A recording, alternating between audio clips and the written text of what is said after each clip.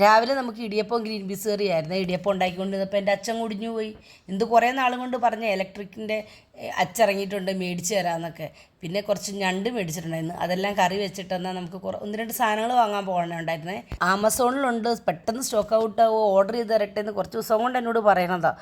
കുറച്ച് ദിവസമല്ല, കുറച്ച് മാസങ്ങളും കൊണ്ട്. പക്ഷേ ഞാൻ വേണ്ടെന്നും പറഞ്ഞുകൊണ്ടിരുന്നു. ഞങ്ങൾ ബിസ്മിയിൽ നോക്കി, നന്ദിലത്ത് നോക്കി, അവിടെയൊന്നും ലാസ്റ്റ് മയൂരിൽ നിന്നാട്ടോ നമുക്കിത് കിട്ടിയത്. ഒരു സ്റ്റീമറും വാങ്ങണമായിരുന്നേ. അങ്ങനെ നമ്മൾ സ്റ്റീമറും കൂടി നോക്കണ്ട കേട്ടോ. സ്റ്റീമറിൻ്റെയൊക്കെ പല വെറൈറ്റികളും ഉണ്ട്. കൂടാതെ ഒത്തിരി ചെറിയ ചെറിയ ഇഡലി പാത്രങ്ങളും ഉണ്ടായിരുന്നു അവിടെ.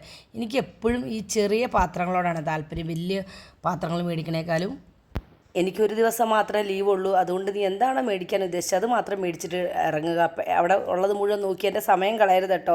എനിക്ക് കുറച്ച് നേരം റെസ്റ്റ് എടുക്കണം എന്നൊക്കെ പുള്ളി ഉപദേശം തന്നിട്ടാണ് എന്നെ കൊണ്ട് കയറുന്നത്. പാത്രങ്ങൾ എന്നും എൻ്റെ ഒരു വീക്ക്നെസ്സാണ്. അതുകൊണ്ട് എവിടെ കണ്ടാലും ഞാൻ നോക്കും.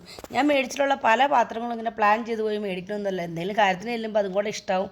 അങ്ങനെ അതും കൂടി മേടിക്കും. ഈ ഇരിക്കുന്നതെല്ലാം എനിക്ക് ഭയങ്കര ഇഷ്ടമുള്ള ഐറ്റംസാണ്. പിള്ളേരുടെ സാധനങ്ങൾ ഇട്ട് വയ്ക്കാനും അടുക്കളയിലേക്ക് ഓരോന്നൊക്കെ ഇട്ട് വയ്ക്കാനൊക്കെ ആയിട്ടുള്ളത്. എനിക്ക് ഇതിൻ്റെയൊക്കെ പല പല മോഡലുകൾ ഇഷ്ടംപോലെ ഇരിപ്പുണ്ട് കേട്ടോ. അതുകൊണ്ടാണ് എന്ത് മേടിച്ചു തരാത്തത്. അവിടെ അപ്പച്ചട്ടി ഓഫറിന് ഇരിപ്പുണ്ടായിരുന്നു. അത് ഒരെണ്ണം കൂടി എടുത്തേ.